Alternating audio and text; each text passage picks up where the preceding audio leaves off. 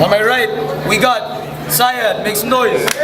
Pusod ng lansangan, nandyan na aking opisina. At ang malagay sa hawla, ang madalas disiplina. Naging filosofiya ang All the way from QC and from the Flip Top tryouts. Madalian na lang, ano? Tawag. Let him choose. Let him choose. Oh, sino? Una sa Sayad. 1 minuto, game. Marami itong hinamon. Ako yung nagbigay atensyon. Sa kutong naging tao nang ma-expose sa radiation. Parang digital fortress lang. Walang swelas na cortes lang.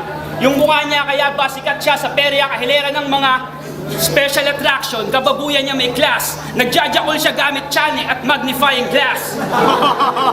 Paano ko nalaman?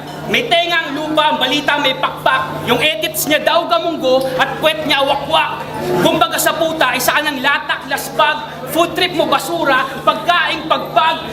Paano wala raw tutong sa taong gutom, pero sobrang patay gutom nito, tinatalo pati kaldero. Kaya yung tae niya may bakal, di-recycle ba iho?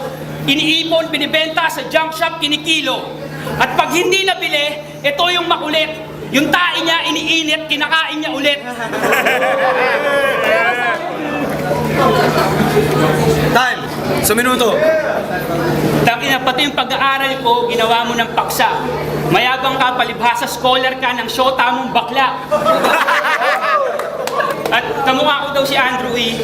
Ikaw kamukha mo si Coco. Martin, hindi ambisyoso. Ang tinutukoy ko si Coco, crunch, loko. At sinong maloloko dyan sa mga lyrics mong hiram? Parang narinig ko na yan sa grind time, tinagalog mo lang. At akala mo magaling ka, patay ka sa akala. Sabi ng ina mo magaling ka, ba't ka naniwala? Ang tawag doon, white lies, para di ka makolats. Yung utak mo, bite size, para lang donut. Butas sa gitna. At bakla ka, kid. Kasi pag dinagdagan ng letter K yung pangalan mo, bakla, kid. Astikin, kunwari, yun nga lang, bistado palagi. Pumunta siya dito, may tamod pa sa labi.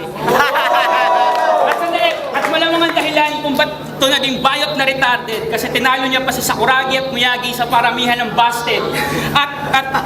Sandali. At sa buong buhay niya, hindi pa siya nakakahipo ng babae kasi hindi siya naghuhugas pagkatapos niyang tumae. Walang tubig. Time. Make some noise. Yeah. 1 minuto, pare. Sinulat mo ba yun? Sana nag-freestyle ka na lang, baka tsumamba ka ng punchline. Kasi sa bobo mong yan, ganito yung bagay sa yung hand sign. Nagkataon bang sa lipunan, pareho tayong salot? Ako yung sugalero, butangero, topak, tulak, manyak, ikaw yung salot na bayot. At, wow, nakasapatos ka na? Kanino mo yan hiniram? Siguro yung tungkol sa alipunga mo, di mo pinaalam. At sa palagay ko, itong mga binigay kong tugma sapat na, para yung dugyot na indot na to ay magtapat na, natakot siya kay Zaito kasi aswang siya tang ina. Takot siyang mabugahan ng amoy, boy, bawang na hininga. At sandali. At kanina, hindi, ganito.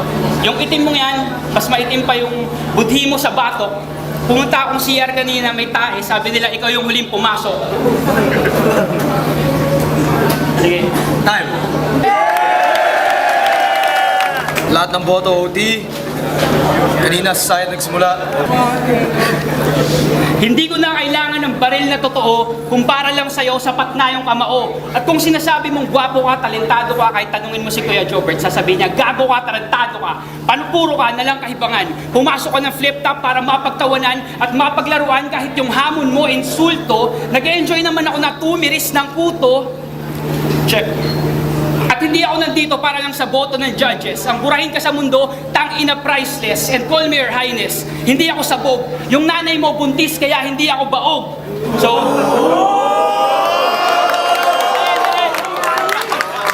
technically, magiging stepdaughter ko na to.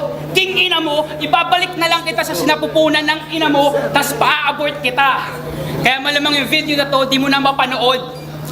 Patay na to. Sinong susunod? Time.